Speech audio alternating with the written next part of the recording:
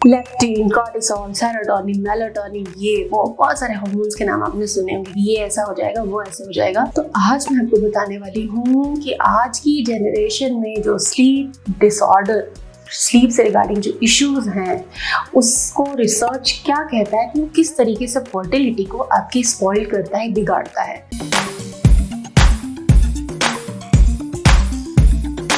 So hello and welcome again to YouTube सहेली channel. So आज हम एक इंटरेस्टिंग, बहुत इंपॉर्टेंट और हर दिन आपके काम आने वाले विषय पर बात करने वाले हैं कि आपकी नींद का क्या असर होता है बेबी प्लानिंग पर, आपके हार्मोन्स पर, आपके पीरियड्स पर, आपके menstrual cycle, ovulation and overall health पर, जो कि बेबी प्लानिंग से रिलेटेड है, मेल एंड फीमेल जो कि फर्टाइल एज में। सो फ्रेंड्स, इस पर जो स्टडीज हुई उसमें कई सारे तथ्य सामने आए। कई सारे हार्मोन्स तब बनते हैं हमारे शरीर में जब हम एक अच्छी साउंड स्लीप लेते हैं।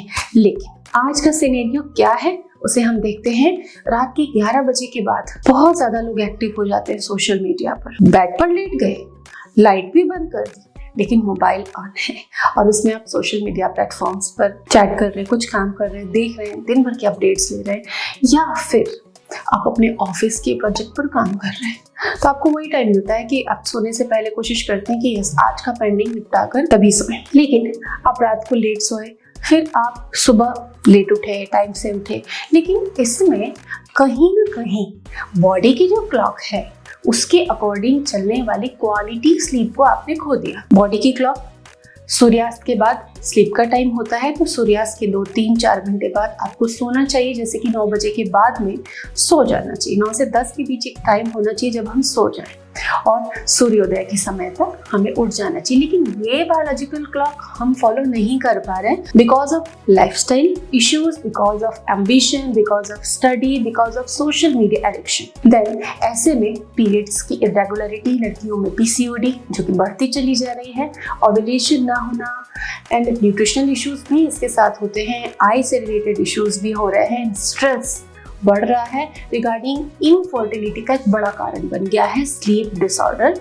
स्लीप इनसफिशिएंसी, स्लीप फ्रेगमेंटेशन, ये कुछ टर्म्स दिए हैं स्टडीज में। Long and short sleep disorders, ये कुछ डिसऑर्डर हो गए हैं। जैसे कि आप सुबह का अलार्म लगाते हो, अपने 5 बजे का लगाया, अपने 5:30 बजे का लगाया, अपने 6 बजे का लगाया कि इतने नहीं तो इतने बजे हम उठ जाएंगे। लेकिन इससे होता क्या है कि सपोज 5 बजे का अलार्म बजा, आपको और सोना है, हाँ फिर सोए, फिर जैसे ही आप स्लीप में गए फिर वापस से अलार्म बजा और फिर आपकी नींद टूटी, फिर आपने बंद किया क्योंकि नींद पूरी नहीं हुई, फिर आप सोए, फिर आपने अलार्म सुना, फिर आपकी नींद टूटी। तो इस तरीके से जो है आप बहुत डिस्टर्ब होते हो, आपकी बॉडी बहुत ज़्यादा डिस्टर्ब होती है। सो अपना स्लीप पैटर्न हमें सही करना चाहिए जिससे कि हमारे हार्मोन सेट रहे, क्योंकि हेल्थ नहीं है अगर तो फिर कुछ भी तो नहीं है। और इससे बहुत ज़्यादा लेवल पर आजकल हम देखें कि मेट्रो सिटीज़ में बहुत ज़्यादा प्रॉब्लम है स्लीप की। लोग टाइम पे नहीं सो पाते हैं। एक्चुअली अगर आप टाइम पे सोना भी चाहते हैं तो आपके फैमिली का इन्वायरमेंट, आपकी सोसाइटी का इन्वायरमेंट एंड आपका जो कल्चर है जिसमें आप सराउंडिंग में हो, वो आपको वापस उसी में ले आता है। तो इस तरीके से आप विशियस ट्रैप में जाते हो एंड रिजल्टिंग आपको हार्मोनल इम्बैलेंस एंड इनफर्टिलिटी झेलनी पड़ती है। मेल में फीमेल में दोनों में ये होता है। सो ऐसे में stress, anxiety, hypertension, depression, glucose degeneration की प्रॉब्लम, PMS की प्रॉब्लम, हार्मोनल इम्बैलेंस, ऐसी बहुत सारी चीजें हो रही हैं। हार्मोन इम्बैलेंस हो जाता है तो एग एंड स्पर्म अच्छी क्वालिटी के नहीं बनते एंड ओव्यूलेट नहीं कर पाती है फीमेल टाइम पे, क्योंकि मेंस्ट्रुअल इरेगुलरिटीज होती हैं। अब इनफर्टिलिटी होती है। अब हम क्या करें? इतनी सारी बात सुन ली, सारी खराब बातें सुनी कि ये होता है, ये होता है, इतनी प्रॉब्लम होती है, देन हम करें क्या? इसको सॉल्व कैसे करें? सो सबसे पहले आपको ये डिटरमाइन होना है कि यस, मुझे टाइम से सोना है एंड इसके लिए कुछ एफर्ट करना है। एफर्ट केवल मैं एक ही आपको बताऊंगी और वो आपके रूटीन की सारी चीज़ों को ठीक कर देगा। आप शाम को 6 बजे से 7 बजे के बीच डिनर प्रिपेयर करें एंड 7 से 7:30 के बीच आप डिनर कर लें। जब आप डिनर कर लेंगे एंड खुद पे रेस्ट्रिक्शन रखें कि no snacking after dinner, then आपके ऊपर एक कंपल्शन रहेगा कि आपको सोना है और सोने से पहले 1 घंटे पहले डिजिटल एक्सपोजर बंद कर दें। सोशल मीडिया आप तभी देख पाएंगे जब आप रहेंगे। अपनी एग्जिस्टेंस मेंटेन करें और हेल्थ मेंटेन करें और दिन भर है दिन में कभी भी टाइम मिले तो आप सोशल मीडिया देख लें, लेकिन रात को बिल्कुल कट करें। आप जहाँ सोते हो उससे 3 फीट दूर आप अपना मोबाइल रखें। इवन जागने के लिए अलार्म क्लॉक रखें, मोबाइल नहीं।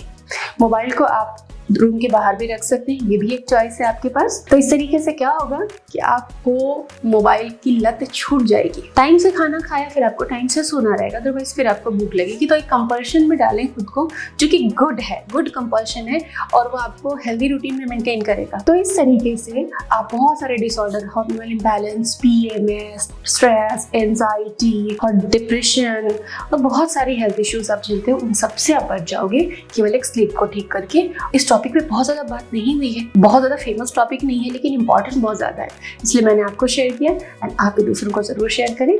Stay tuned. Thank you.